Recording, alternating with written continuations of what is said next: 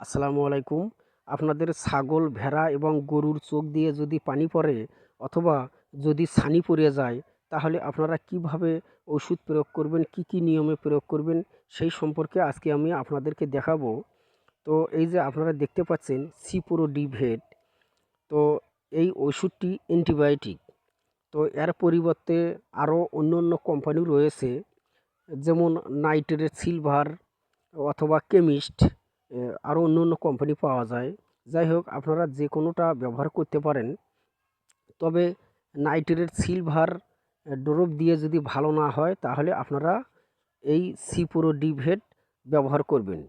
তো যাই হোক, আপনাদের ছাগল, ভেড়া অথবা গরুর চোখে যদি ছানি পড়ে অথবা পানি পড়ে, তাহলে আপনারা এই ড্রপটি ৪ ঘন্টা পর, পর ৩ ফোঁটা করে প্রয়োগ করবেন। ৪ ঘন্টা পর, পর ৩ ফোঁটা করে প্রয়োগ করবেন।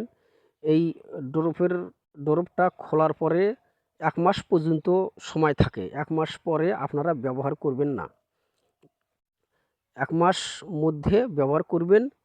অ্যা যদি ১ মাস পার হয়ে যায়, তাহলে আপনারা ওটা ফেলে দিবেন, আবার নতুন করে কিনবেন।